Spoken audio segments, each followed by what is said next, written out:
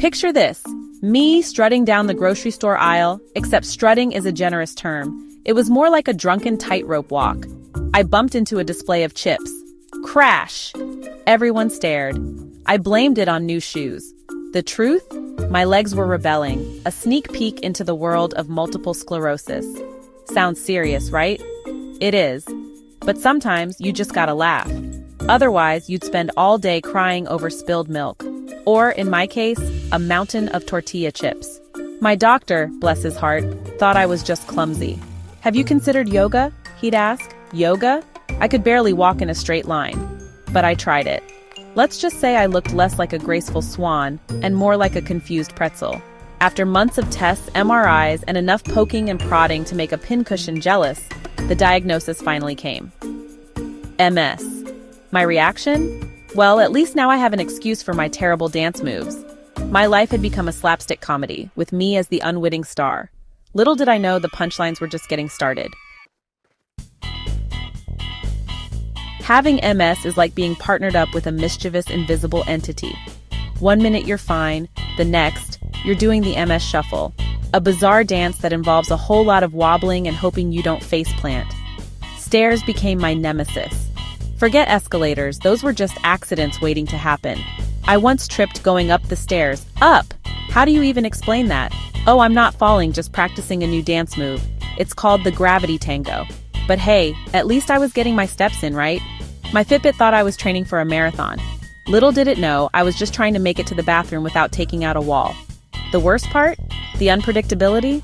I never knew what new and exciting symptom would pop up next. It was like playing MS bingo. Will it be numbness today? Or maybe fatigue? Oh, the suspense. Remember that time I face-planted into a birthday cake? Okay, maybe that's a story for another time. But trust me, when you have MS, embarrassing moments become your bread and butter. Once, I tripped over my own feet. Yes, it's possible, at a fancy restaurant. I landed right at the feet of a very surprised couple. Don't worry, I quipped. I'm not after your breadsticks anymore. They laughed, probably out of awkwardness, but I'll take it. Another time, I went grocery shopping and lost all feeling in my legs mid-aisle. There I was, stranded between the pickles and the olives, like a sad, wobbly human obstacle course. A kind soul, bless their heart, helped me into a wheelchair. "First time?" they asked with a knowing smile. "Oh, honey," I said. "I'm practically a regular here.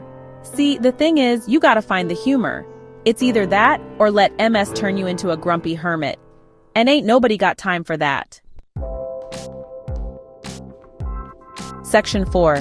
My invisible dance partner. Choreographing life with MS. Living with MS is like dancing with an invisible partner. Sometimes it's a waltz, other times it's a wild tango. You never know what move is coming next, but you learn to adapt. You learn to laugh at the missteps, to embrace the wobbles. I've learned to rely on my trusty cane, which I've affectionately named Steve. He's more than just a walking aid, he's my accessory, my confidant, my dance partner in crime. Together, we're unstoppable. Okay, maybe not unstoppable, but we can at least make it to the mailbox without incident. Most days. Sure, there are days when I feel frustrated, exhausted, and just plain over it.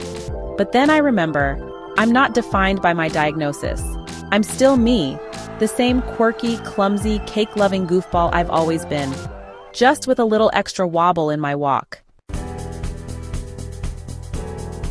Section 5. Finding the funny in the funky laughter as medicine. They say laughter is the best medicine, and let me tell you, when you have MS, you need all the medicine you can get.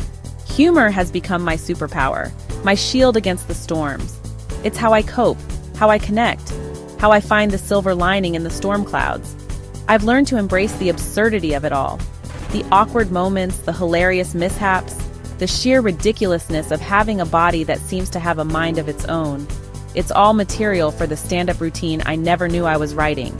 I've found that sharing my story, with all its bumps and bruises, helps not only myself, but others too. It's a reminder that we're not alone in this crazy journey called life. And sometimes, the best way to deal with the hard stuff is to find the funny, to laugh until your belly hurts, and then laugh some more. Section 6. Wobbling into the future, hope, humor, and a whole lot of heart. So yeah, MS might have thrown me a curveball, or maybe it was a wobbly bowling ball, but it hasn't stopped me from living my life. It's taught me to appreciate the little things, to find joy in the unexpected, and to never ever underestimate the power of a good laugh. I wobble, I stumble, I occasionally faceplant, but I get back up. Because that's what we do, right? We dust ourselves off, we learn from our missteps, and we keep on dancing. Even if it's a little offbeat. This is my story, my MS adventure. And while it might be a little messy, a little chaotic, and a whole lot of unpredictable, it's mine. And I wouldn't trade it for the world. Because through it all, I've learned that even in the midst of challenges, there's always room for hope, humor, and a whole lot of heart. Please feel free to leave us a comment about symptoms or questions you may have about MS.